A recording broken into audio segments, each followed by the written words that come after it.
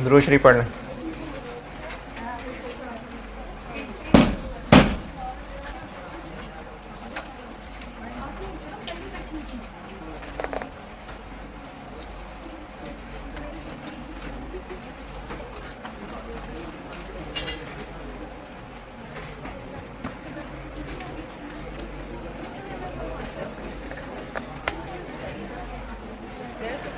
कल मैंने एक सवाल शुरू किया था, वो मैं दोबारा बताता हूँ।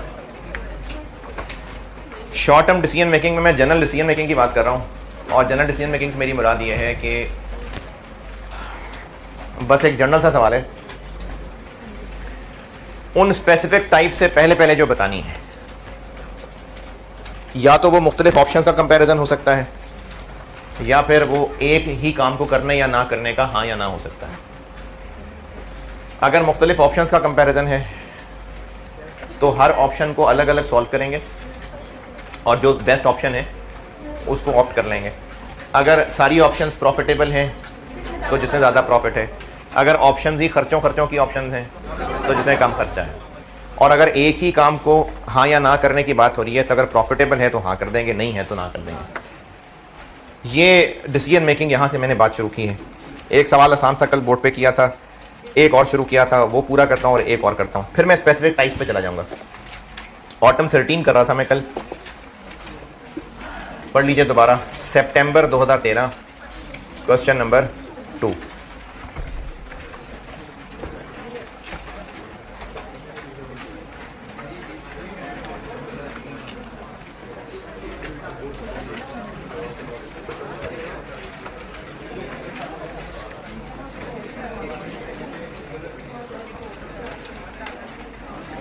सवाल का जिक्र इसलिए करता हूं कि आप पढ़ लें। क्वेश्चन नंबर 2 सितंबर 2013, क्वेश्चन नंबर 2 पढ़ लीजिए दोबारा सारा का सारा। बेशक मैंने ऑप्शन 2 कर दी थी, लेकिन फिर भी आप पढ़ लीजिए। मैं करता हूं बोर्ड पे दोबारा।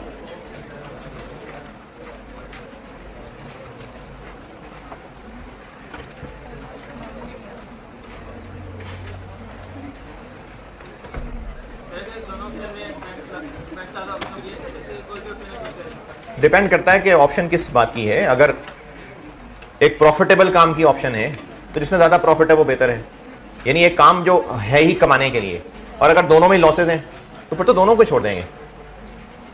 अगर दोनों काम कमाने वाले हैं, दोनों में लॉसेस है, फिर तो दोनों को छोड़ेंगे। तो ये तो सवाल के हिसाब से।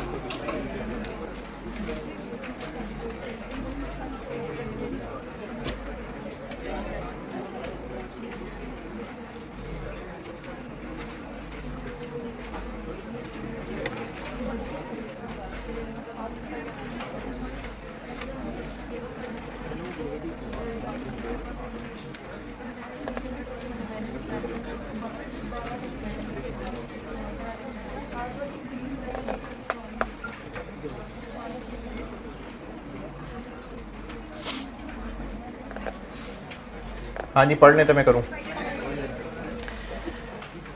डिजाइन लिमिटेड 2 प्रोडक्ट्स ऑलिव और मिंट बना के बेचते हैं और पहले टेबल में ऑलिव और मिंट का डेटा है। जितनी इस वक्त प्रोडक्शन कैपेसिटी है, अच्छा ये जो हमने डिसीजन मेकिंग शुरू किया है ना, इसमें आपका सारा प्रायर नॉलेज कहीं ना कहीं किसी ना किसी शक्ल में टेस्ट हो रहा होगा।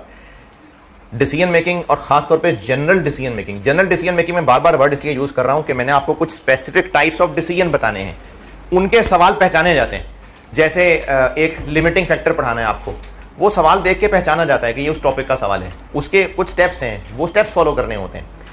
लेकिन जनरल डिसीजन में उस सवाल को कह रहा हूं जिसमें उनमें से कोई टाइप नहीं है, तो इस पे जरूरी नहीं कि इसका कोई खास पैटर्न भी आपको नजर आए, इसलिए घबराना नहीं है। ये टॉपिक हम एंड पे कर रहे हैं। आपका प्रायर बहुत सारा नॉलेज है। अगर आप ये उम्मीद करते हैं यहां पर कोई ऐसा पैटर्न होना चाहिए कि हम ये स्टेप फॉलो करें और काम हो जाए, नहीं, ऐसा नहीं है। इसमें जनरल डिसीजन मेकिंग में कह ही उसको रहा हूं कि जिसमें आपको बस कुछ कहा तो है डिसाइड करने को, लेकिन सवाल का डाटा देख के फैसला करना है कि क्या क्या कंसीडर करना है, क्या क्या नहीं करना है। तो इसमें किसी पैटर्न का इंतजार की उम्मीद में मत रहिएगा कि शायद मैं कोई स्टेप्स बताऊंगा, वो स्टेप्स फॉलो हो जाएंगे। वो steps specific types of decision में हाँ होंगे, जनरल में नहीं होंगे। ये जो मैं अभी आज 2 सवाल करूंगा, अगर आपको समझ आ गए तो बहुत अच्छी बात है, अगर नहीं आए तो जब स्पेसिफिक टाइप्स ऑफ डिसीजंस काट करके हम डिसीजन मेकिंग में आगे बढ़ गए होंगे तो हो गई होगी बेहतरी। लेकिन ये मुझे अभी इसलिए कहनी जरूरी है बात कि बच्चे सवालों को देखते हुए सोचते हैं कि ये सवाल में ये स्टेप ऐसे करना है, ये स्टेप ऐसे करना है, कैसे पता ये करना है। तो उसके लिए कोई सेट रूल नहीं है, बस सवाल के हिसाब से सोचना पड़ता है कि क्या करना है।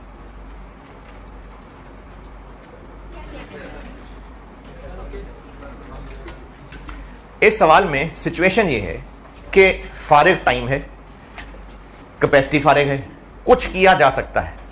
अब उस कुछ किए जा सकने में 2 ऑप्शंस हैं। ऑप्शन 2 बताता हूं पहले। ऑप्शन 2 ये है कि एक नया प्रोडक्ट लॉन्च कर दें जो हम बनाएंगे और फिर 380 रुपए का बेचेंगे, लेकिन ऐसा करने में कुछ एक्स्ट्रा फिक्स्ड खर्चे भी होंगे। तो इस ऑप्शन 2 को सॉल्व करते हुए क्या क्या है जो एक्स्ट्रा, जो रेलिवेंट, जो इस ऑप्शन की वजह से हो रहा होगा। इन 80,000 यूनिट्स को बनाने का खर्चा आ रहा होगा, इन 80,000 यूनिट्स को बेचने से सेल आएगी, और ये एडिशनल 32 लाख रुपए खर्च होंगे। इस ऑप्शन में यही कुछ एक्स्ट्रा होगा ना, तो हम ऑप्शन 2 लिख के इन सबको लिख देते हैं।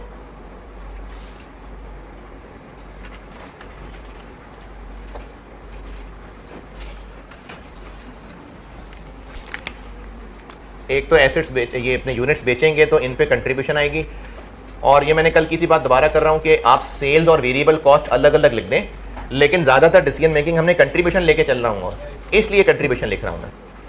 80,000 इनटू ये कल कैलकुलेट कर दिया था मैंने, 15612,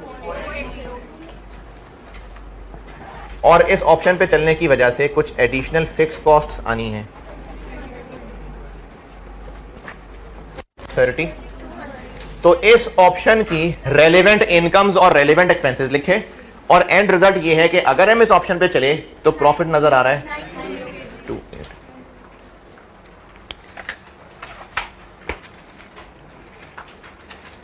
ऑप्शन 1 क्या है? ऑप्शन 1 ये है कि वो जो ऑलिव और मिंट अलग अलग बेचते थे उनका एक सिंगल पैक लॉन्च करते हैं। इसकी मिसाल आप समझ लीजिए जैसे ब्रश और टूथपेस्ट होता है। ऑलिव और मिंट को आप ब्रश और पेस्ट समझ लें कि बिजनेस पहले ब्रश और पेस्ट अलग अलग बेचता था, तो उन्होंने सोचा है क्यों ना हम इनका एक कॉम्बो पैक अनाउंस करें जिसमें एक ब्रश हो और एक पेस्ट हो। ये ऑप्शन 1 है, introduce a single pack of both the products. अगर इस ऑप्शन पे चले तो इनको लगता है कि जो हम दोनों अलग अलग बेचते थे इस पैक की प्राइस कितनी रख पाएंगे, उनकी दोनों के टोटल का 90%। इससे क्या होगा कि हमारी सेल्स बढ़ेंगी, और जो इस वक्त फिक्र थी कि फारिग कैपेसिटी है क्या करें, तो हम उसको यूज कर पाएंगे। लेकिन इससे नुकसान क्या होगा कि जो पहले हम ब्रश और पेस्ट अलग अलग बेचते थे उनकी सेल्स डाउन हो जाएगी। ये ऑप्शन 1 की अंग्रेजी है। तो ऑप्शन 1 में जो जो होगा, जो जो रेलेवेंट है वो लिख लेते हैं।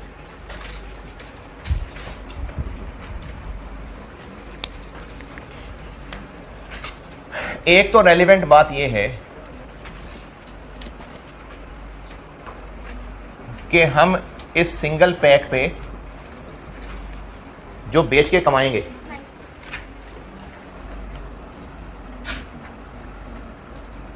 कितने बेच लेंगे?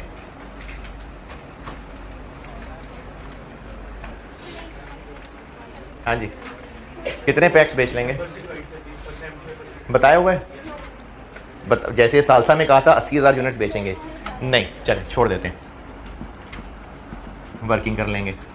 एक पे कितने रुपए कमा लेंगे? नहीं बताया, निकाल लेते हैं।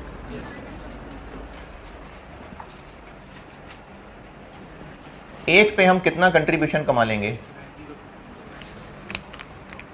देखिए ऑलिव क्या है, मिंट और सिंगल पैक। ऑलिव कितने का बेचते हैं? मिंट कितने का बेचते हैं? 5। तो पैक कितने का बेच लेंगे? दोनों को मिला के 90%।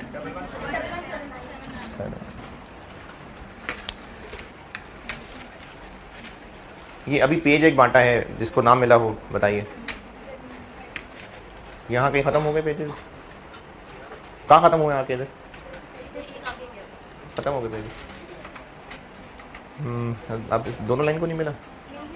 मिल गए? 1 2 मेरा ख्याल 4 5 हाथ उठाएं, कितने लोगों को नहीं मिला पेज? 1 2 3 4 5 बस 6 7 नहीं मिले।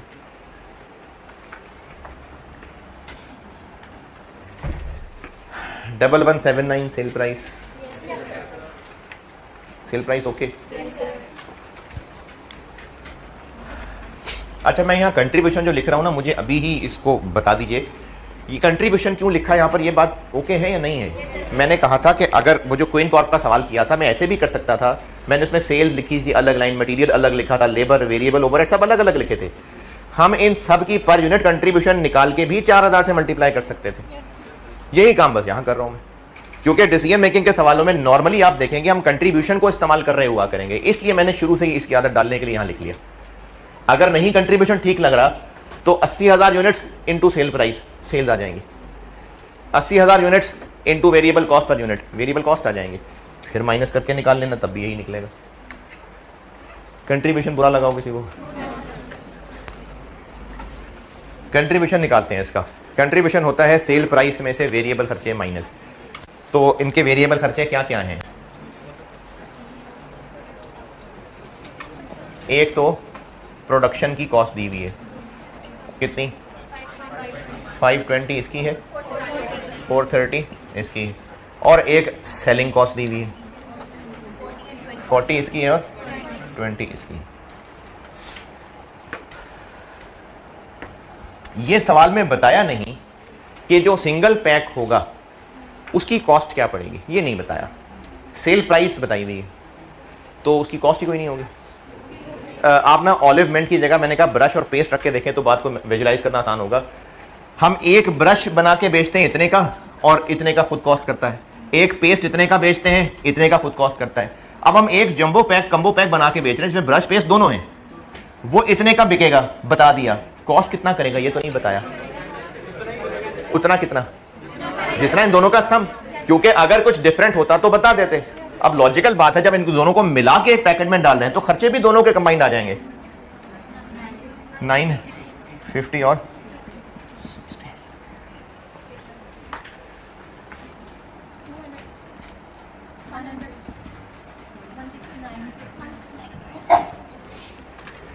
तो ये जो हमने सिंगल पैक्स बेचने हैं, हर एक पे हमें इतने कंट्रीब्यूशन होना है। मल्टीप्लाई किससे कर लें? जितने पैक्स बेच लेंगे, नहीं बताया, ढूंढना पड़ेगा। जितने पैक्स बेच लेंगे उससे मल्टीप्लाई कर लेंगे।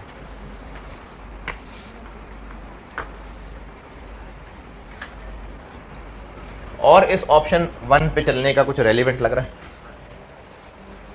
इसकी वजह से जी, इसकी वजह से वो जो ऑलिव और मिंट अलग अलग बेचते थे वो अब नहीं बेच पाएंगे। जैसे कल क्वीन कॉर्प वाले में जो सेल प्राइस सस्ती हो रही थी उसको हमने कॉस्ट लिखा था, तो इस सिंगल पैक बेचने की वजह से हम जो ऑलिव और मिंट बेचा करते थे उनमें कितनी कमी आ जाएगी, तो वो एक रेलिवेंट कॉस्ट होगी। क्या रेलिवेंट होगा उसमें से? जो उसका कंट्रीब्यूशन कमाना था देखें, हमने एक ऑलिव बेच के इतना कमाना था, एक मिंट बेच के इतना कमाना था, तो अगर हम नहीं बेच सकेंगे तो हमारी कॉस्ट क्या पड़ रही है? ये जो कमाना था ये जाया हो रहा है। कल आपको मैंने पॉइंट लिखवाया था कि हमें एक इनफ्लो होना था, इस जॉब की वजह से नहीं हो सकेगा, तो हमें ये सिंगल पैक बेचने से क्या नुकसान पहुंच रहा है? वो जो ऑलिव और मिंट बेचने थे, इतना कमाना था, वो नहीं कमा सकेंगे, तो कंट्रीब्यूशन जाया हो जाएगी। तो इसकी वजह से हमारी ये कंट्रीब्यूशन हो जाएगी लॉस्ट।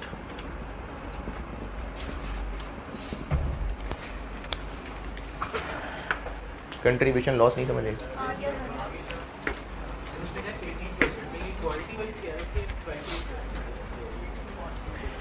हम यहां से रुपए कैलकुलेट कर रहे हैं। अगर हमने ऑप्शन 1 का कदम उठाया तो क्या क्या रेलेवेंट इनकम एक्सपेंस है ये लिख रहे हैं, और इन सब का नेट अगर एक प्रॉफिट निकला तो ऑप्शन 1 और 2 में से कौन सी बेहतर होगी? तो हम यहां पर ऑप्शन 1 से जुड़ा हुआ जो भी एक्सपेंस इनकम रेलेवेंट है वो लिखने लगे। अगर ऑप्शन 1 ना होती तो ऑलिव और मिंट बेचते थे, ऑप्शन 1 की वजह से क्या होगा? ऑलिव और मिंट नहीं बेच पाएंगे, बिल्कुल भी नहीं बेच पाएंगे। जितने नहीं बेच सकेंगे वो हुए ना रेलेवेंट, तो जितने नहीं बेच सकेंगे उनके अगर हम यूनिट्स निकाल लें तो उन यूनिट्स को यहां माइनस कर दो, उनकी कंट्रीब्यूशन को माइनस करूंगा। तो ये वो कंट्रीब्यूशन है जिसकी मैं बात कर रहा हूं। अच्छा, कितने नहीं बेच पाएंगे?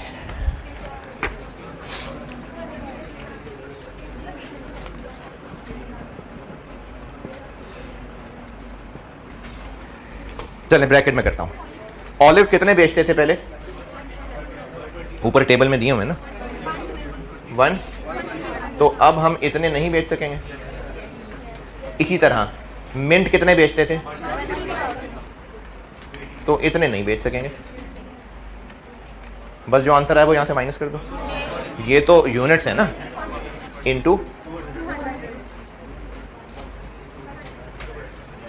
तो ऑप्शन 1 पे चलने की वजह से ऑलिव और मिंट जो नहीं बेच पाएंगे वो एक रेलिवेंट कॉस्ट है।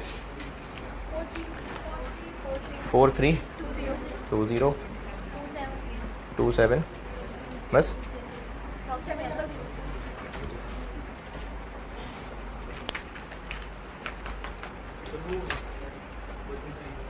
कहां पर करता हूं ना, अभी करता हूं वर्किंग 3 जी।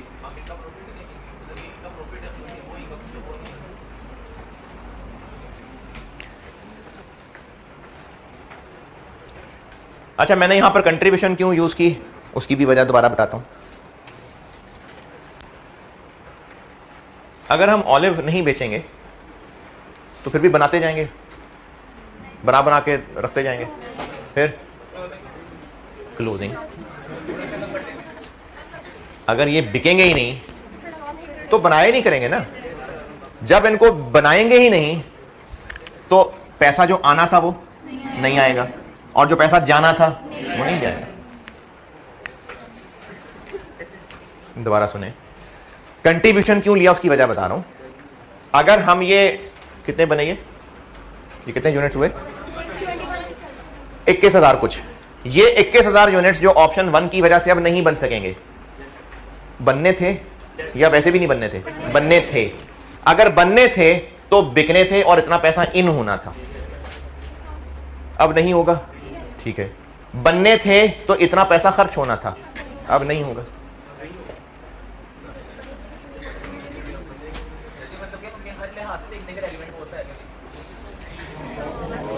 हाँ जी बिल्कुल, हर लिहाज सही ना, हर लिहाज सही।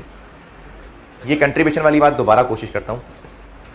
मैंने यहां पर 200 रुपए और 100 रुपए इसलिए यूज किए कि जितने यूनिट्स अब हम नहीं बनाएंगे तो उनको बनाने का खर्चा भी तो नहीं होगा ना, या वो होगा? अब तो वो जो खर्चा होना था वो सेव्ड, और बेचेंगे भी नहीं, तो जो इनफ्लो आना था। तो इसलिए जितने यूनिट्स हम नहीं बना सका करेंगे उनकी कंट्रीब्यूशन लॉस हुआ करेगी।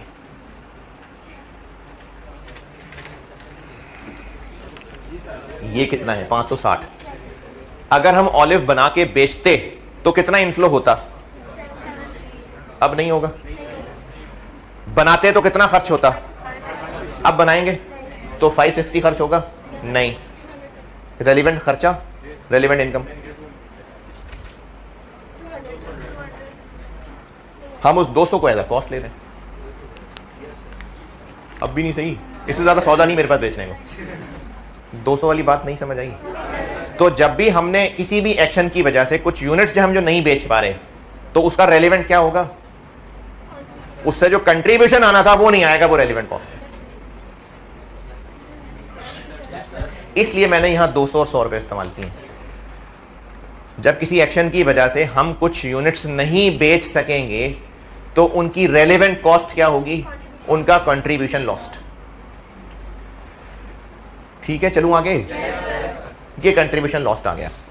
और ऑप्शन 1 में क्या क्या रेलेवेंट लग रहा है? हाँ, मैंने वर्किंग 3 नहीं की हुई। वर्किंग 3 में क्या लिखना है? यहाँ भी जितने यूनिट्स जितने पैक होंगे ये लिखना है अभी। और ऑप्शन 1 में क्या पढ़ के रेलिवेंट लग रहा है, और इसकी वजह से कौन सा खर्चा होना था नहीं होगा, कौन सा खर्चा एक्स्ट्रा होगा, कौन सी इनकम होनी थी नहीं होगी, कौन सी एक्स्ट्रा इनकम होगी। ऑप्शन 1 में कुछ और, बस यही है। तो अब अगर मैंने यूनिट लिखी है जहां पर बस, तो इसका एंड आंसर आ जाएगा। यहां तक इसकी अप्रोच, और खासतौर पर ये जो मैंने यहां से लेस किया, इसको बेटा फिर देख लीजिए। इसमें कुछ पूछना है तो पूछिए।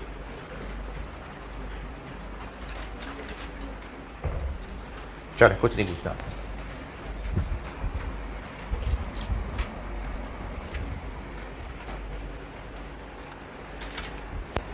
नंबर ऑफ पैक्स कितने बेच लेंगे ये निकालता हूं।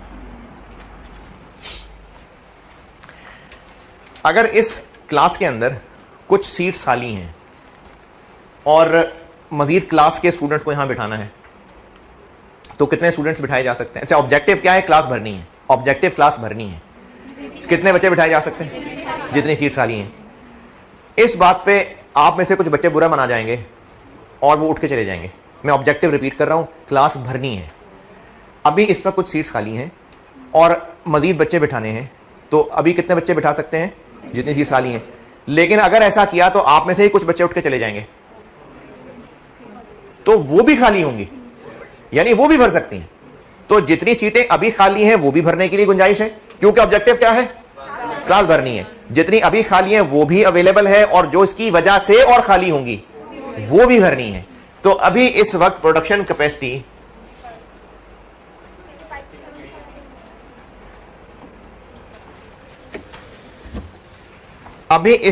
टोटल प्रोडक्शन कैपेसिटी यानी टोटल यूनिट्स बनाने की गुंजाइश है कितनी? क्लास में कह लें टोटल जगह है कितनी?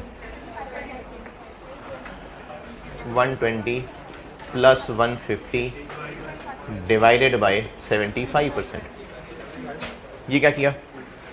जितने यूनिट्स अभी बनते हैं, जितनी सीट्स अभी भरी हुई हैं, वो टोटल का 75% है। तो टोटल कितनी है? 360।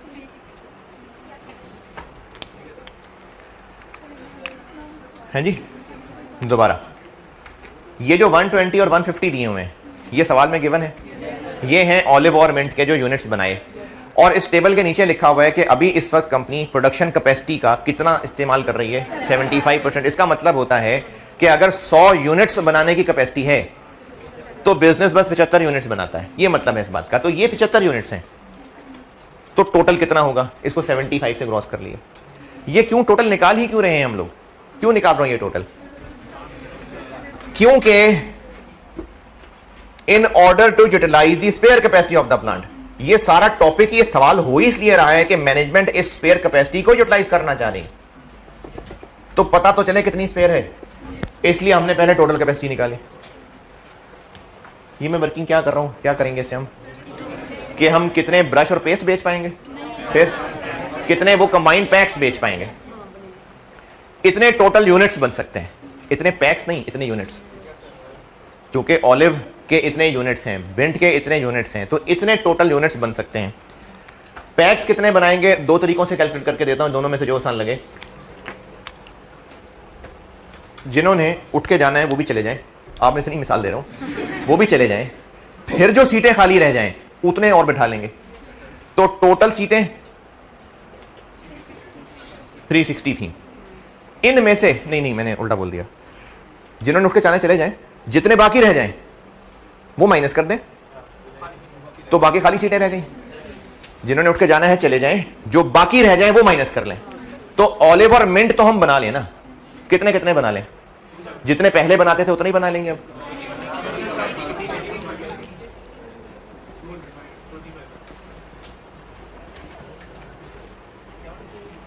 इतने बनाएंगे क्यों? 98 मिंट अब कितने बनाएंगे? 1 2 3 जिन्होंने जाना था चले गए, इतने बैठे रह गए। अब देखते हैं कितनी सीटें खाली हैं।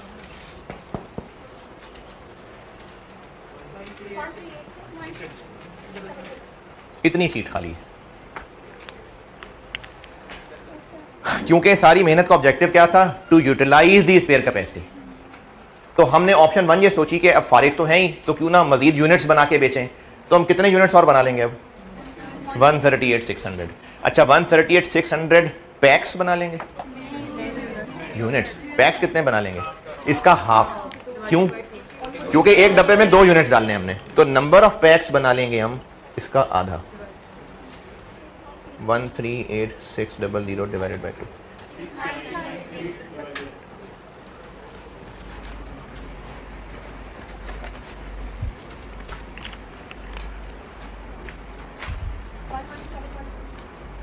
वन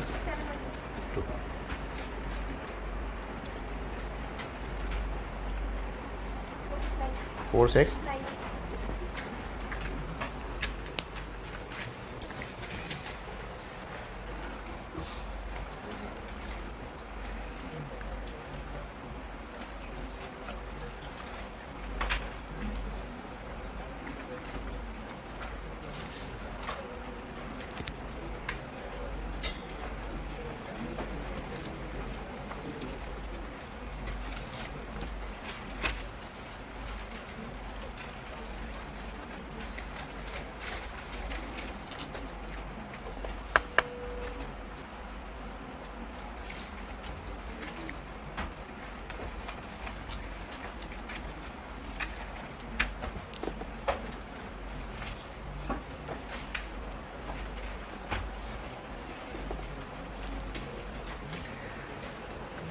अच्छा यही वर्किंग और एक और तरीके से बताता हूं अगर कोई जानना चाहे तो।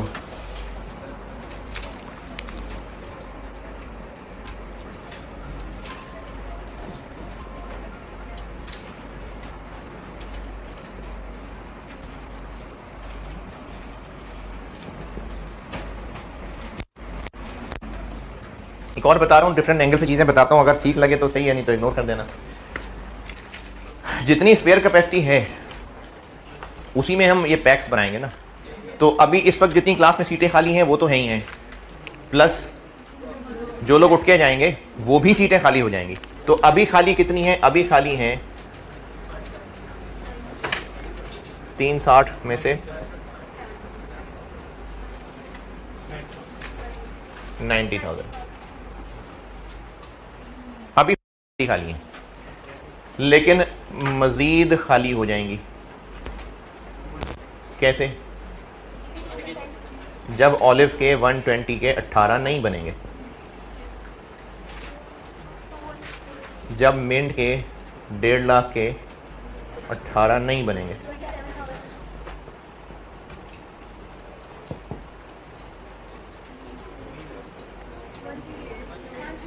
तो अगर ये किसी को समझ आता हो तो ऐसे भी हो सकता है।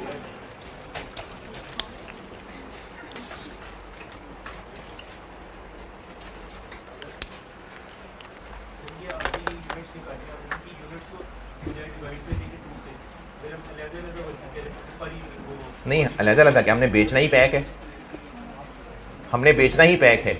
ये ब्रैकेट में क्या लिखना है इधर? Number of PACS. तो एक पैक में 2 यूनिट्स डालने हैं, तो हम इतने यूनिट्स बनाएंगे, लेकिन उनको कितने डब्बों में डालेंगे? इतने डब्बों में, क्योंकि एक में 2 यूनिट्स डालने हैं।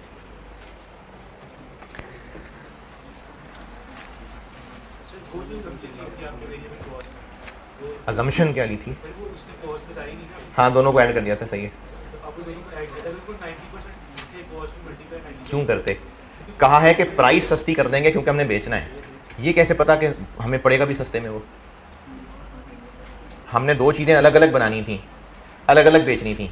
अब बनाएंगे तो अलग, इकट्ठे बेचेंगे तो उस इकट्ठे बेचने से कॉस्ट भी कम हो जाएगी क्या? तो इसलिए सिर्फ सेल प्राइस कम करने का कहा था, सेल प्राइस कम कर दी। कितना पता नहीं ना, पता नहीं पता ना, क्या पता हम किसी को कमीशन देते हो, क्या पता ये चीज़ों वजन के एतबार से कोरियर होती हूँ, तो वजन तो भी तो नहीं रहेगा। हमें नहीं पता ना कि उस पैकिंग के ऊपर कितना खर्चा आता था।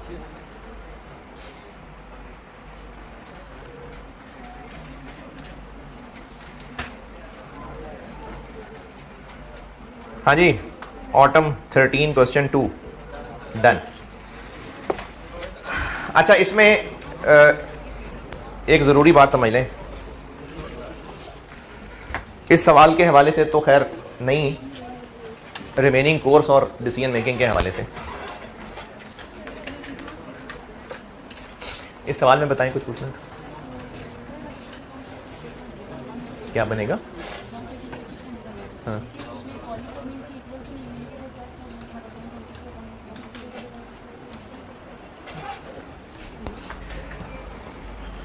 अच्छा, ये एक सवाल है और भी किसी के ध्यान में हो सकता है। मिंट का प्लांट अलग है और ऑलिव का अलग है? हाँ जी, कहीं ऐसी बात की है? नहीं। और अगर हमने ऑलिव और मिंट दोनों बनाने हैं और उसी प्लांट में ही कैपेसिटी मौजूद है, वहीं से दोनों बनाने हैं, तो एक ही प्लांट से चाहे ऑलिव बना लें चाहे मिंट बना लें। पहले तो इस जुमले पे इख्तलाफ है, तो बताएं, है इख्तलाफ? नहीं। अच्छा, अब मैं मिसाल अपनी दोबारा बताता हूं।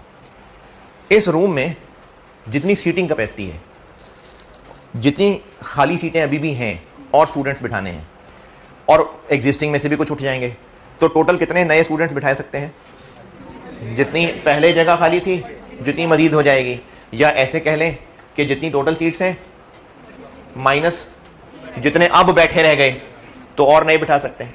अब जितने बच्चे यहाँ बैठे हुए हैं वो हैं तो मेल और फीमेल, लेकिन जब क्लास की कैपेसिटी की बात हो रही है तो एक स्टूडेंट की बात हो रही है ना। अभी इस वक्त अगर क्लास में 25 फीमेल्स और 75 मेल्स हैं, तो बात तो है सीटिंग कैपेसिटी की, तो इसका मतलब है ये जब भी 25-75 की रेशो में ही रह सकते हैं या चेंज हो सकते हैं, क्योंकि सीटिंग कैपेसिटी एक है। या तो हो ना कि इस रूम में डिवाइड इस तरह से हुआ हो कि ये सेक्शन सिर्फ बॉयज के बैठने के लिए, ये सेक्शन सिर्फ गर्ल्स के बैठने के लिए, फिर तो कैपेसिटी ही अलग अलग तरह की चीज हो गई। लेकिन अगर ऐसा नहीं है, इस रूम में 120 स्टूडेंट्स बैठ सकते हैं, इन्हीं बेंचेस पे 120 स्टूडेंट्स बैठ सकते हैं, तो क्या ऐसा हो सकता है कि सब गर्ल्स खत्म होकर बॉयज 120 बैठ सके? या नहीं हो सकता है ना, क्योंकि सीटिंग कैपेसिटी सबके लिए एक है। ये कैसे पता सबके लिए एक है? क्योंकि कोई फर्क नहीं बताई बात। तो इस प्लांट में ये तो कहीं बात नहीं की कि हम जितने ऑलिव बनाते थे उससे ज्यादा बना ही नहीं सकते। कैपेसिटी मौजूद है कि इतने यूनिट्स बना सकते हैं। अब चाहे ये सारे ऑलिव हो, चाहे ये सारे मिंट हो, चाहे आधे मिंट हो आधे ऑलिव, तो इसलिए हमारे पास इतने टोटल यूनिट्स की कैपेसिटी मौजूद है। बेशक हम पहले ऑलिव और मिंट बराबर बराबर नहीं बनाया करते, लेकिन अब तो बराबर ही बनाएंगे कि नहीं?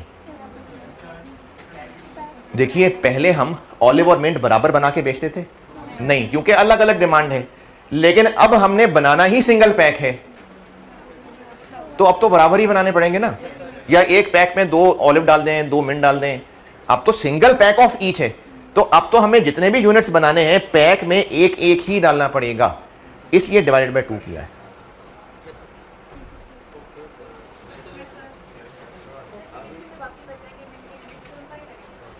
ये जो 98,400 और 123 है,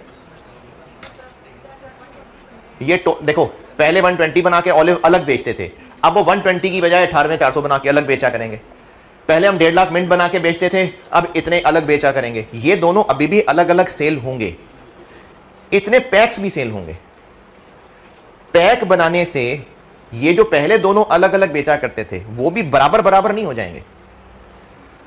मुझे नहीं लगा मैं बात समझा पा रहा हूं। ऑलिव और मिंट दोनों की अलग तादाद है, इनकी अलग डिमांड थी, वो अब भी अलग अलग ही बिकेंगे।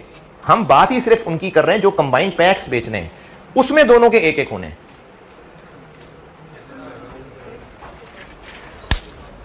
अच्छा, अब आप लोगों के लिए भी, ये जो आप यहां सामने बैठे हुए लोग हैं जिनका अभी जून खत्म हो रहा है, और ऑनलाइन वाले भी देखें, ये तो बात, ये थोड़ा हौसला बढ़ाने के लिए भी बात कर रहा हूं और थोड़ा सा हौसला घटाने के लिए भी, फिक्रमंद भी कर रहा हूं आपको। ये पहले दिन से ही कभी भी नहीं कहा मैंने आपको कि कॉस्ट आसान है, ये बात कभी भी आपके सामने नहीं की गई।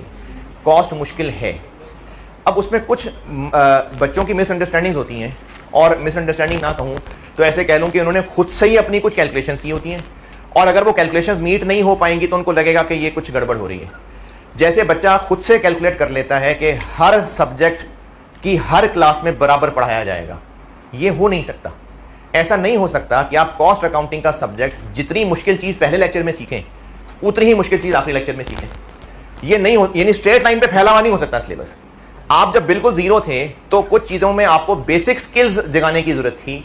हो सकता है कि जो चीज मैंने कोर्स के शुरू के अंदर 4 क्लासेस में बताई होती, अगर वही चीज एंड पे बताता तो शायद 5 मिनट में बता लेता। आप एग्जाम्स की तैयारी करते हुए इस बात को गौर करिएगा कि जब आप कोई सिलेबस बिल्कुल शुरू के अंदर, क्लासेस शुरू के अंदर घर में पढ़ाई कर रहे होते हैं तो बार बार पढ़ के भी वो बात उस तरह से समझ नहीं आ रही होती जो आखिरी एग्जाम में नाश्ते की टेबल पे बैठ के ऐसे ऐसे पलटने में नजर आ रही होती। तो क्या आइंदा कोई आखिर में कोई नया स्किल आ जाता है? आप उस सब्जेक्ट में इतने आगे बढ़ चुके होते हैं कि कई बेसिक चीजें अब आपको आसानी से समझ आने लग जाती हैं। तो इसलिए एक तो बात ये कि मैंने नहीं कहा कॉस्ट आसान है, कॉस्ट मुश्किल है। दूसरी बात, आप ये नहीं बांट सकते कि जिस तरह से किसी एक मुश्किल चीज को शुरू में कराने में 10 लेक्चर लगते थे अब भी 10 लगने चाहिए, ये नहीं हो सकता। अब आप में इंप्रूवमेंट आ रही है, अब आप में एबिलिटी टू एब्जॉर्ब बढ़ती चली जा रही है, अब आपके अंदर स्किल बढ़ रहा है, तो ये यकीनन फर्क बनना था आगे जाके।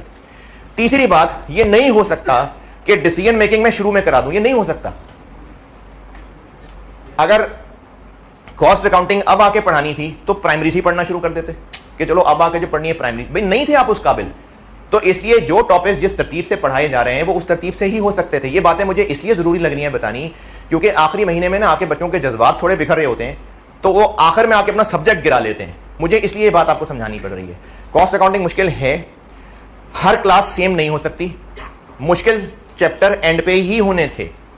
जब तक आप इन चीजों को मेंटली एक्सेप्ट नहीं करेंगे ना, आप इस महीने में मुश्किलों को पढ़ने के लिए तैयार नहीं होंगे, आप हिम्मत हारना शुरू कर देंगे। जैसे अभी जो मैंने सवाल किया है, आप में से कई बच्चे ऐसे होंगे, कई 2-4 नहीं काफी ऐसे होंगे जिनको कुछ नहीं पता चला सामने हुआ क्या है।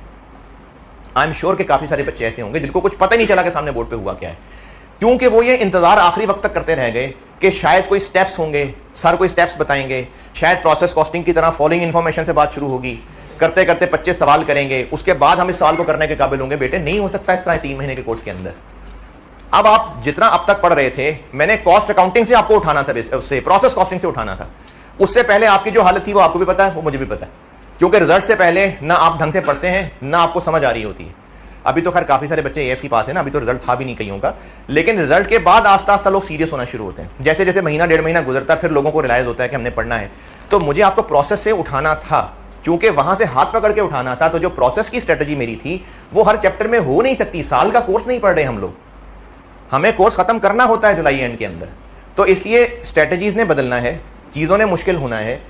All I want from you कि आप पुरानों की बेस पे स्टैंडर्ड ना बना लें कि अगर पहले एक चैप्टर पे 15 एग्जांपल्स कराते थे तो अब भी 15 कराएंगे तो हम आगे बढ़ेंगे। नहीं, अब आप बेहतर हो रहे हैं, बस अपने नर्व्स पे कंट्रोल रखें।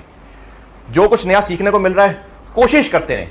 हिम्मत हार गए तो गई कॉस्ट, हिम्मत नहीं हारनी। बस सिर्फ इस पूरी डिस्कशन का कंक्लूजन यह है कि हिम्मत नहीं हारनी, बस चलते रहें साथ साथ। ज्यादा क्लासेस हो रही हैं तो हो रही है, मैं कौन सा लतीफे सुना सुना की क्लास गुजार देता हूं। हम कौन सा ऐसा करते हैं कि चलो आज पढ़ने का मूड नहीं था, सियासत पे बात करते हैं। अब आज क्या 80 क्लासेस हो गई, कितनी क्लासेस ऐसी होंगी बीच में जो मैं आपसे सियासत पे बातें कर करके गुजार गया?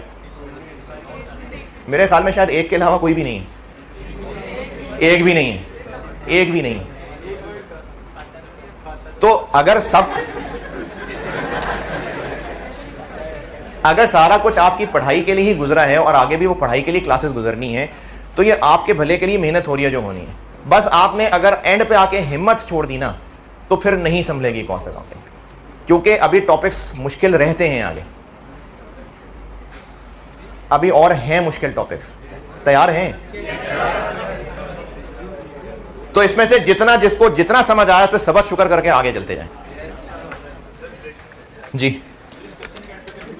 जी जी जी बताने लगो। ये मैंने मार्कर उठाए, ये देखो। ये अब आपने इन ऑप्शन 1 2 सॉल्व करने के बाद सवाल की रिक्वायरमेंट क्या थी?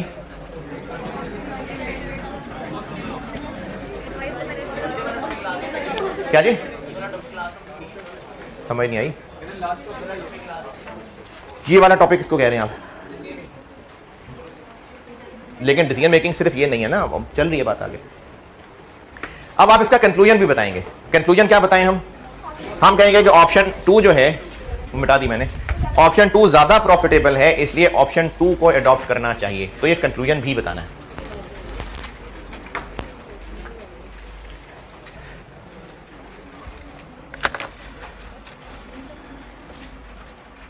बाकी आप डिसीजन मेकिंग में चलते जाइए आगे, इतनी भी ज्यादा मुश्किल नहीं होगी जितनी शुरू में आप घबरा रहे होंगे, ये बेहतरी होती जाएगी, बस चलते जाइए यकीन करके आगे, हिम्मत नहीं हारनी, बस चलते जाएं साथ साथ। एक लेबर के सवाल पे वापस आते हैं जी। मैंने लेबर का एक सवाल छोड़ा था, लेबर का, कि जब डिसीजन मेकिंग कराऊंगा तो वो डिसीजन मेकिंग स्टाइल का क्वेश्चन है। लेबर के नोट्स हैं तो उन पे आ जाए। नहीं है जी? जी है ना।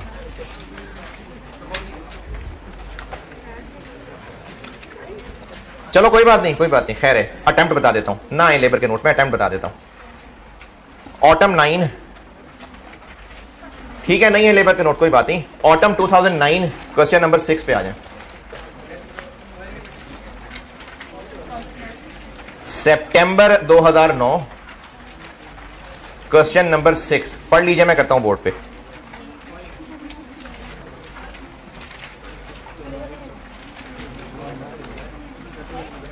अच्छा, अभी भी बिला वजह ग्रुप में शेयर ना करते फिर लेबर के नोट्स, बता दिया ना, बस आप सितंबर 9 में आ जाएं जी। सितंबर 9 में क्वेश्चन 6 एक ही है, 2-4 नहीं है, एक ही है।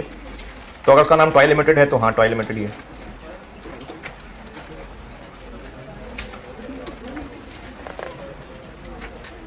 सितंबर 2009 क्वेश्चन नंबर 6 टॉय लिमिटेड के नाम से होगा, ये पढ़ लीजिए, मैं करता हूं बोर्ड पे। और इसी का ही एक वर्जन रीसेंट अटेम्प्ट में टेस्ट हुआ था, वो होमवर्क है, उसका सॉल्यूशन अपने फॉर्मेट पे आपको बना के दिया, अपना फॉर्मेट जैसे करूंगा वैसे बना के दिया है, तो वो आज का होमवर्क है। अभी आप सवाल पढ़ लीजिए, मैं बोर्ड पे करता हूं। इसी का ही एक तकरीबन मिलता जुलता वर्जन इस अटेम्प्ट में टेस्ट हुआ था, स्प्रिंग 22। सॉल्यूशन दिया आपको, क्या है? स्प्रिंग 22 का क्वेश्चन 3, ये होमवर्क है। इसी जैसा सवाल है जो बोर्ड पे करने लगा ना, इसी जैसा सवाल है। अच्छा, आप देखिए कहां ऑटम 9 अब स्प्रिंग 22 में कॉपी हो गया वो। इससे पहले भी इस तरह के हम सवाल कर चुके हैं, तो इसलिए पास्ट पेपर्स ही पे मेरा फोकस होता है सारा। मैंने आपको मेजॉरिटी प्रैक्टिस सारी पास्ट पेपर से ही कराई है, तो सेम कॉपी हुआ होगा, है जी।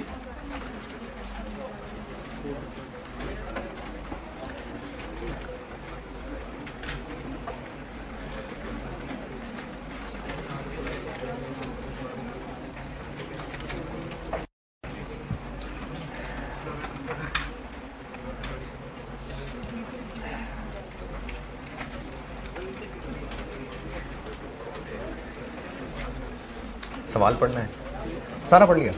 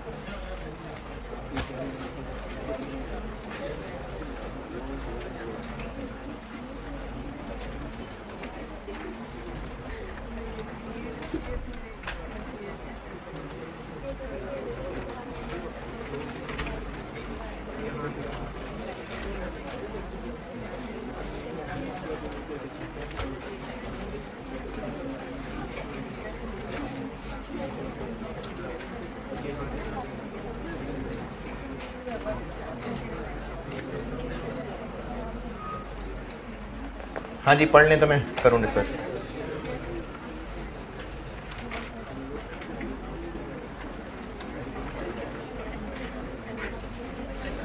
पढ़ लिया। एक प्रोडक्ट का डाटा दिया हुआ है, toy limited is engage in the production of a single product, और अभी उसकी पर यूनिट कॉस्ट ये है जो ऊपर टेबल में बताएंगे। Annual production requirement is 1 lakh. अभी इस वक्त हमें 1 लाख यूनिट्स साल के चाहिए होते हैं, लेकिन मैनेजमेंट को लग रहा है कि लेबर को सही काम कर नहीं रही है। The management has been deeply concerned with the performance of its labour and it has been witnessing various inefficiencies. Labour efficiently काम नहीं कर रहे। इंडस्ट्रियल रिलेशन डिपार्टमेंट होगा कोई, उन्होंने एक स्टडी कंडक्ट की और कंसल्टेंट्स से गाइडेंस ली, और यह पता चला कि क्यों ना हम वर्कर्स की वेजेस बढ़ा दें और उसके अलावा उनको बोनस भी ऑफर कर दें। अगर कंसल्टेंट की इन सजेशंस पे हमने आगे काम किया तो उससे चेंजेस क्या होंगी, ये पॉइंट 1 2 3 4 बताए हुए हैं। The consultant is of the view that following efficiencies can be brought about by introducing the above change. कौन सी अबव चेंज? जो इससे ऊपर 2 बुलेट पॉइंट लिखे हुए हैं कि वेज पॉलिसी रिवाइज करनी है। कैसे? एक तो वेज रेट बढ़ा देना है, दूसरा जो अच्छा काम करेंगे उनको बोनस देना है। कंसल्टेंट को लगता है कि अगर ऐसा किया तो इससे फॉलोइंग फायदे होंगे। अब वो फॉलोइंग फायदे बताता हूं एक एक करके।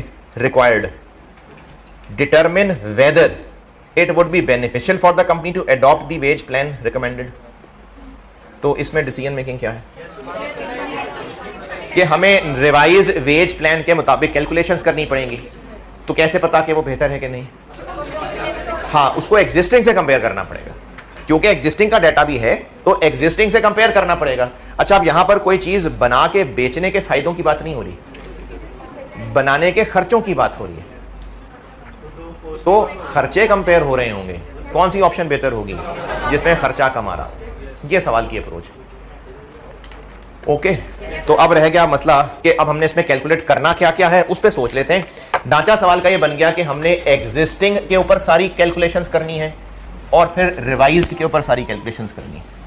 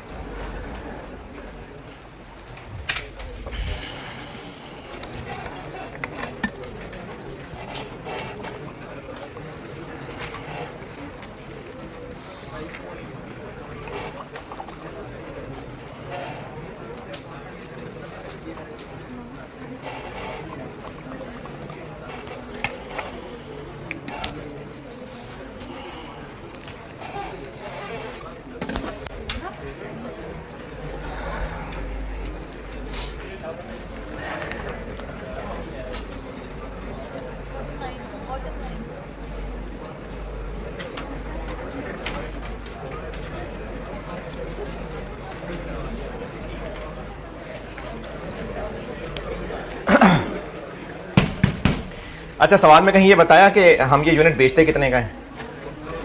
क्यों नहीं बताया? क्योंकि ये डिस्कशन रेलेवेंट ही नहीं है। बात तो सिर्फ इतनी हो रही है कि वर्कर्स की वेज क्या रखें, जितने का बेचते थे उतने का ही बेच लेंगे। ये तो डिस्कशन रेलेवेंट नहीं थी, इसलिए बताया भी नहीं। अगर एग्जिस्टिंग जैसे चल रहा है वैसे ही चलें तो टोटल कितना खर्चा हुआ करेगा? सिर्फ लेबर कॉस्ट लेंगे इसमें कि मटीरियल, लेबर, ओवरहेड्स, बाकी सब भी लेने चाहिए? बाकी सब भी इसलिए लेने चाहिए क्योंकि आप लास्ट पॉइंट 1 2 3 4 पढ़ेंगे तो आपको नजर आएगा कि मटेरियल में भी चेंज आ जानी है, ओवरहेड्स में भी चेंज आ जानी है। इसलिए हमें इन सब को कंसीडर करना पड़ेगा। जो जो कुछ अफेक्ट होगा वो सब रेलिवेंट है। ये बेसिक असूल है हमारी डिसीजन मेकिंग से। जो जो आइटम भी अफेक्ट होगी वो रेलिवेंट है। तो हमें एग्जिस्टिंग के मुताबिक मटेरियल, लेबर, ओवरहेड्स कैलकुलेट करने हैं और रिवाइज के मुताबिक मटेरियल, लेबर, ओवरहेड्स कैलकुलेट करने हैं। ओके, एग्जिस्टिंग, इसमें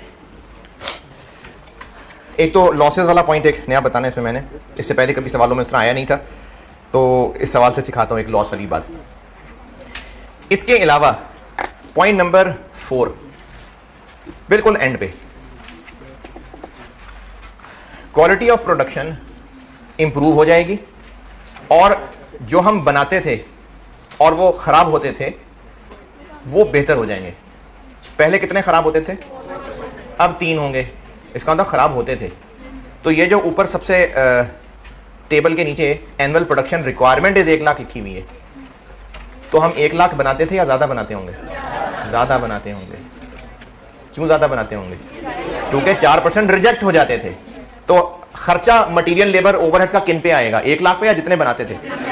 तो पहले तो ये निकालने के हम बनाते कितने थे।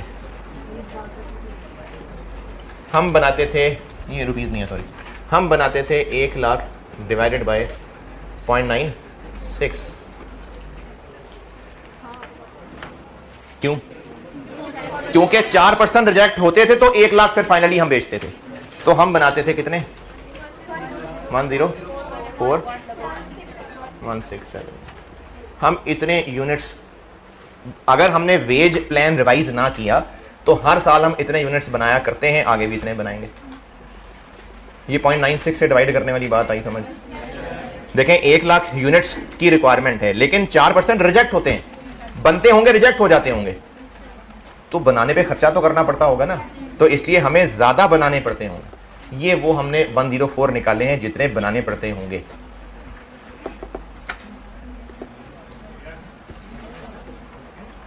नहीं, कुछ समझ नहीं आई तो नहीं समझ आया ना तो पूछो ना, नहीं समझ आया तो।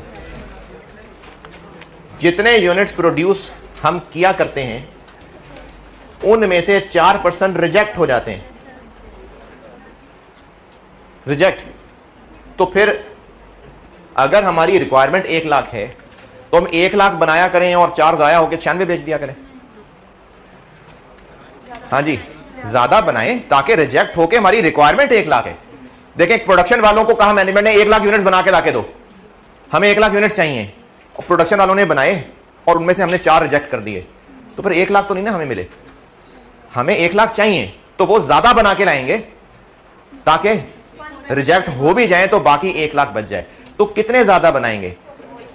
4% ज्यादा नहीं बनाएंगे। 4% किस में से रिजेक्ट हुआ करेंगे?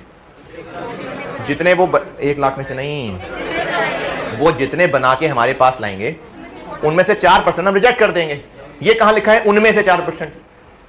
भाई लॉजिकल बात है, जितने प्रोडक्शन वाले बना के देंगे तो उनमें से 4% रिजेक्ट हो जाएंगे, उसके बाद 1 लाख बचते हैं।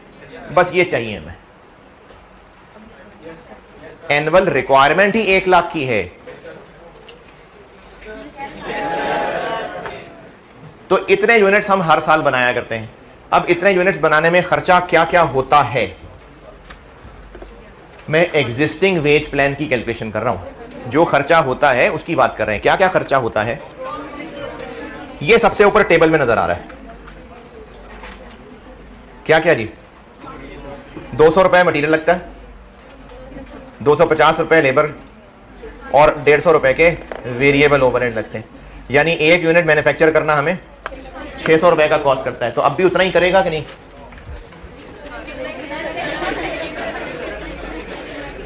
तो हाँ उतना ही करेगा।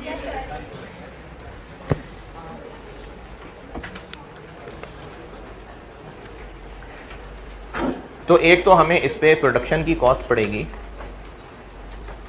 600 रुपए इंटू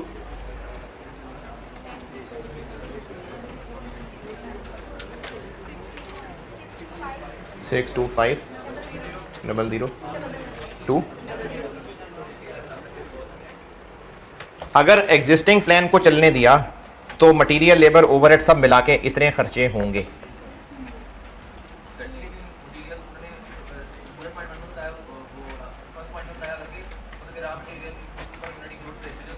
जी जी,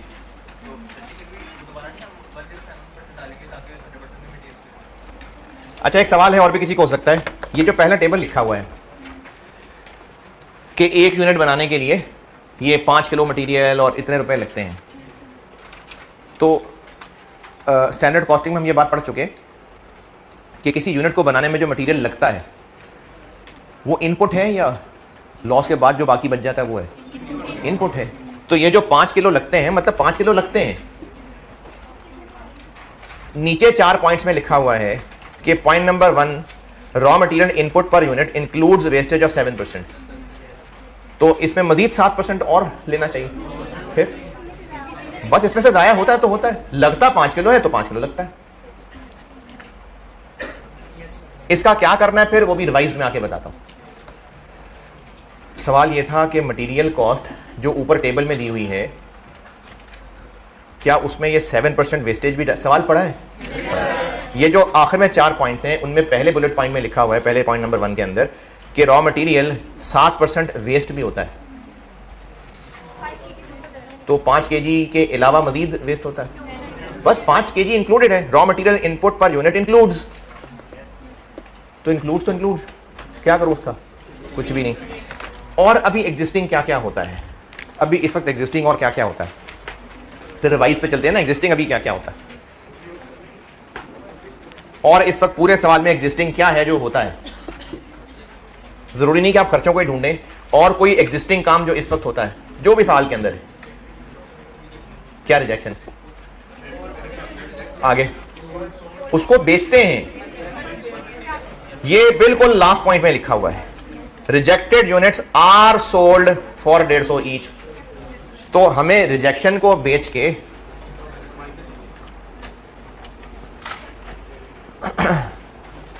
अच्छा, कितने यूनिट्स रिजेक्ट होते हैं अभी? किसका 4%? और वो 4% लिए बगैर ही नजर आ रहा है कि वो 4167 है, क्योंकि 1 लाख बचेंगे तो मतलब 4167 रिजेक्ट हो जाएंगे। कितने का बेचते हैं? 150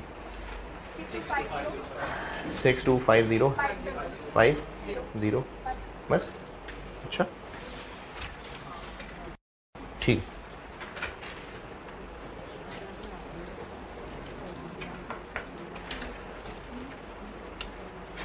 सिक्स 1875। अगर एग्जिस्टिंग जैसे मामला चल रहे हैं वैसे ही चलते रहे तो हमें इतने रुपए की कॉस्ट नेट पड़ेगी 1 लाख यूनिट्स अच्छे बनाने के लिए। ये बात समझ आई है तो फिर आगे अगली बात आएगी। अगर यहीं पे भी रुके हुए हैं तो फिर मैं एग्जिस्टिंग अगर जो वेज प्लान चल रहा है वैसे ही चलता रहे तो हमें 1 लाख यूनिट्स अच्छे वाले हासिल करना इतना कॉस्ट करेगा। लेकिन अगर हम वेज प्लान कर दें रिवाइज,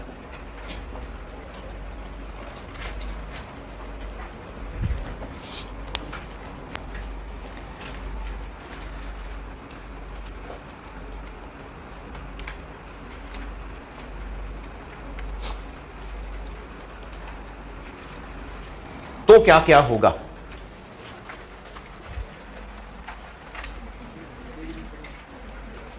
मटेरियल, लेबर, ओवरहेड सब उतने रहेंगे। तो फिर अब मैं 600 रुपए यूज नहीं कर सकता, अब मुझे मटेरियल अलग, लेबर अलग और ओवरहेड अलग यूज करने पड़ेंगे। और उससे भी पहले प्रोडक्शन भी चेंज हो जाएगी। क्यों? क्योंकि रिजेक्शन चेंज हो जानी है। तो अब अगर हमने सब बेहतर कर लिया, नहीं बेहतर नहीं, रिवाइज कर लिया, तो अब प्रोडक्शन हुआ करेगी 1,97,103,9। अब हम इतने बनाया करेंगे।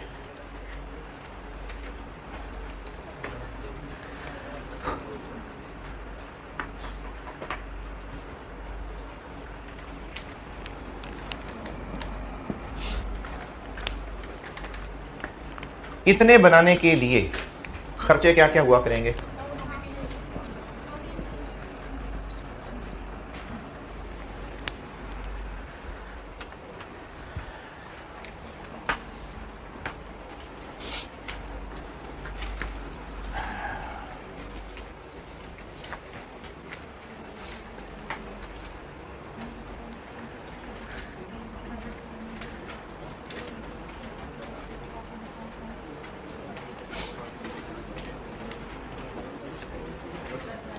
चले मटेरियल की एक बात समझिएगा। इस सवाल पे आता हूं वापस, एक और बात समझिए।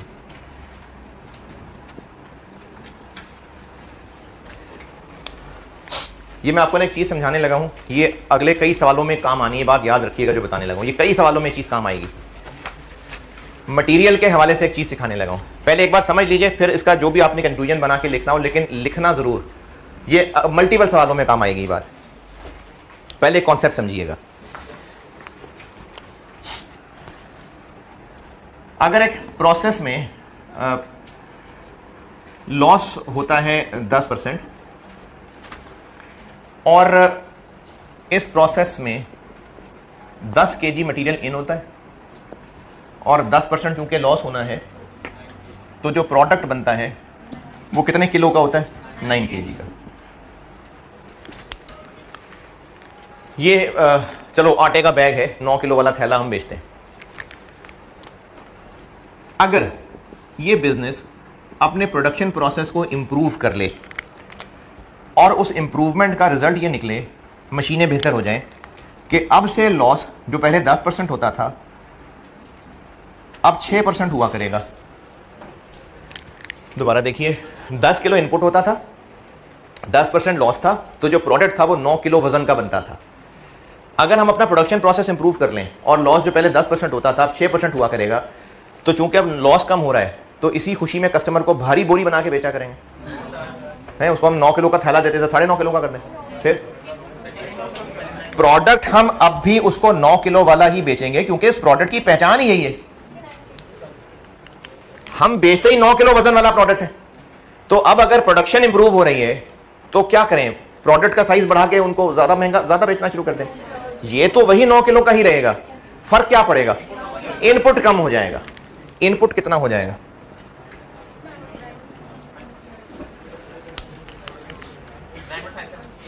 कैसे? ठीक है, शाबाश। ये 6% के बाद है ना, वापस आना है तो क्या करें? Divided by 0.94, divide by 0.94। 9 kg divided by 0.94 करेंगे तो नया इनपुट निकलेगा 9.57 kg। ये वाली बात बताइए, आई समझ के नहीं? अगर प्रोडक्शन प्रोसेस इंप्रूव हो गया, अच्छा वो नसीहतों में सवाल पूरा नहीं हो सका, होमवर्क नहीं है। ये सवाल मैं पूरा करूंगा तो फिर होमवर्क है, ये तो मैं भी बात ही नहीं कर सका, होमवर्क कैसे होगी? ये मैं कल सवाल पूरा करूंगा, ये बात बस सुन लें। अगर प्रोडक्शन प्रोसेस इंप्रूव होगा और लॉस बेहतर हो जाएंगे, तो इसका मतलब ये नहीं है कि हम आउटपुट चेंज करके प्रोडक्ट डिफरेंट किस्म का बेचना शुरू कर देंगे। क्या फर्क पड़ेगा? इनपुट चेंज हो जाएगा। और ये नया इनपुट कैसे निकाला? इस 9 को 0.94 से क्रॉस कर लिया। ये बात पक्की बात आई समझ? अच्छा, अब मैं आपको अगर ये 9 किलो नहीं बता रहा, 10 किलो बताया है, 10%, 6% बताया है, नया इनपुट कैसे निकालूं? नहीं बताया 9 किलो। यहां से पहले यहां आए, फिर वापस जाएं, यानी रिवाइज्ड इनपुट कैसे निकलेगा? 10 kg से पहले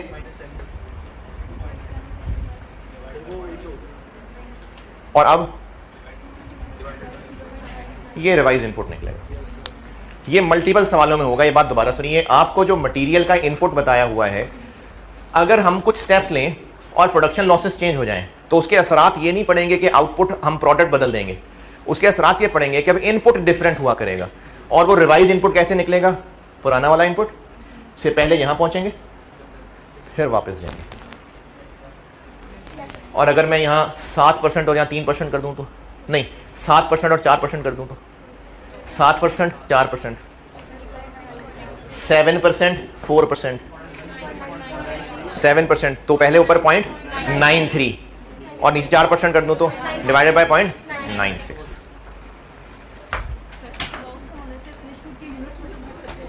नहीं, हम बात ही 1 यूनिट की कर रहे हैं, हम 1 यूनिट की बात कर रहे हैं।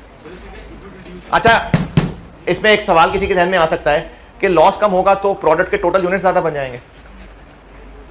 मैं सब टोटल यूनिट्स की बात नहीं कर रहा, मैं प्रोडक्ट के 1 यूनिट का रिलेशन बता रहा हूं कि प्रोडक्ट का 1 यूनिट जो 9 किलो वजन का होता है, उसके लिए पहले हमें 10 किलो मटेरियल डालना पड़ता था, अब वो कम हो जाएगा। मैंने ये नहीं कहा कि टोटल ज्यादा यूनिट बन जाएंगे, मैं एक प्रोडक्ट का रिलेशन बता रहा हूं। इसका कंक्लूजन पहले ये समझें कि अगर आपको एक प्रोडक्ट के साथ मटेरियल इनपुट का एक रिलेशन है कि इतने किलो मटेरियल, तो वो एक पुराना इनपुट है। अब अगर प्रोडक्शन लॉस बेहतर हो जाएगा तो प्रोडक्ट का साइज तो हम उतना ही रखेंगे, इनपुट रिवाइज हो जाएगा। ये इस सारी मिसाल से समझाया है मैंने, तो आप इस मिसाल को बिल्कुल नोट करिए और ये मल्टीपल सवालों में इस्तेमाल होना है। मैं बाकी सवाल को कल पूरा करता हूं, फिर उसके बाद ये होमवर्क होगा जो। ठीक है, अल्लाह हाफिज़।